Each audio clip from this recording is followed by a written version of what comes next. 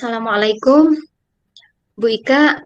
Eh, Boleh saya minta waktunya? Saya mau bercerita tentang apa yang saya rasakan akhir-akhir ini di kelas, Ibu. Baik, Bu Nani, monggo. Apa yang mau Ibu ceritakan? Eh, Begini, Bu Ika.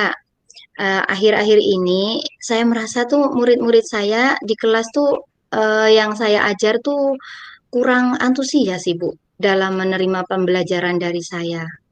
Selain itu juga murid-murid saya mengerjakan tuh baru cuma 50% aja, Bu, di kelas, Ibu.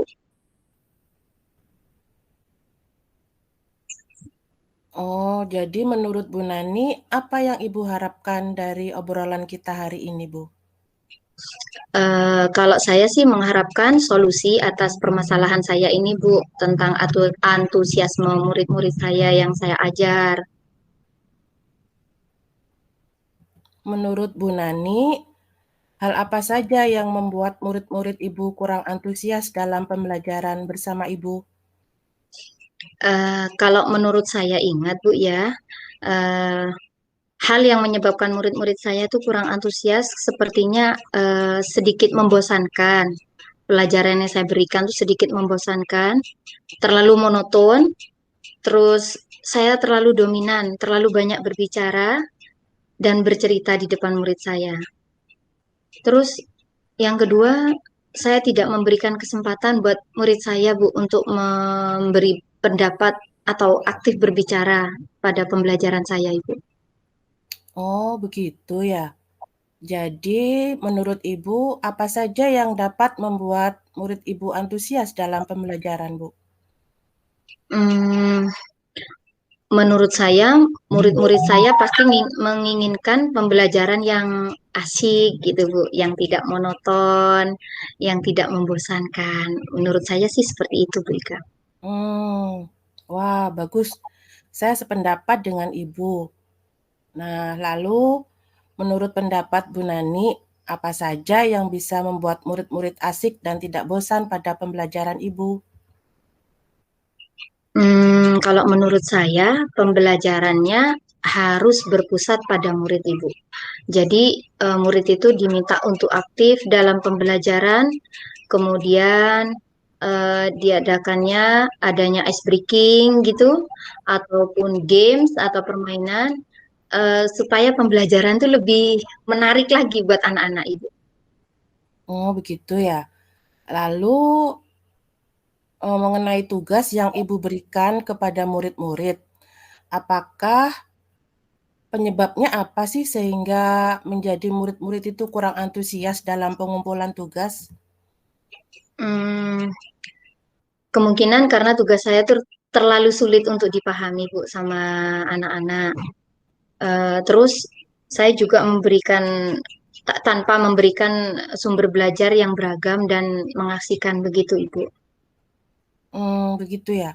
Kalau boleh saya tahu, Bu Nani menggunakan sumber belajar apa saja di kelas? Kalau saya biasanya dipakai itu ya menggunakan buku teks yang ada aja sudah, Bu, sesuai dengan tema yang ada aja gitu, Bu. Pakai buku Hmm, teks gitu, Ibu. hmm. Adakah sumber belajar lain selain buku teks, Bu Nani? Saya pikir sih banyak sebetulnya, Ibu.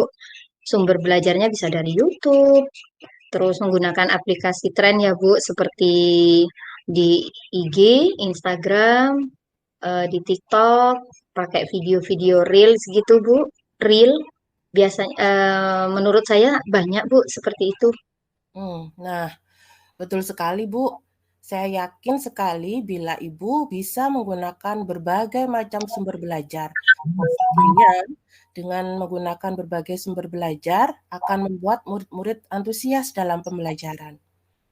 Jadi, sekarang apa rencana Ibu untuk menyelesaikan masalah ini? Hmm, yang pertama saya rancang, Bu, ya, pembelajaran yang mengasihkan. Jadi dengan menggunakan sumber belajar beragam seperti video YouTube dan TikTok, kemudian saya akan memberikan tugas kepada anak sesuai dengan kemampuan mereka, Ibu. Jadi saya memilahnya ya, Bu, ya, dengan bentuk tugas yang sesuai dengan minat dan bakat murid-murid saya itu, Ibu. Jadi istilahnya saya menggunakan pembelajaran berdiferensiasi sehingga murid terkesan tidak dipaksa gitu, Bu. Tapi mereka belajar memang senang dan mengerjakan tugasnya itu karena senang, begitu, Ibu. Bagus sekali, Bu. Rencana Ibu bagus sekali. Mudah-mudahan berhasil. Nah, selanjutnya apa komitmen Ibu terhadap rencana tersebut? Jadi, komitmen saya untuk selalu membuat RPP atau rencana pembelajaran yang mengasihkan dan menggunakan banyak sumber belajar untuk bereksplorasi materi sehingga murid-murid saya dapat menjalankan merdeka belajar, Ibu. Saya akan membuat murid-murid saya senang dalam kegiatan eksplorasi materi tanpa ada unsur paksaan.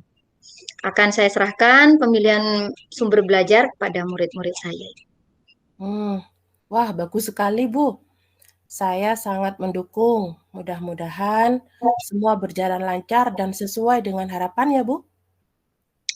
Terima kasih Ibu atas waktunya, atas sharingnya. Amin. Mudah-mudahan bisa jadi kita kita semua bisa jadi guru yang dirindukan oleh murid-murid kita. Terima kasih sarannya Bu Ika ya.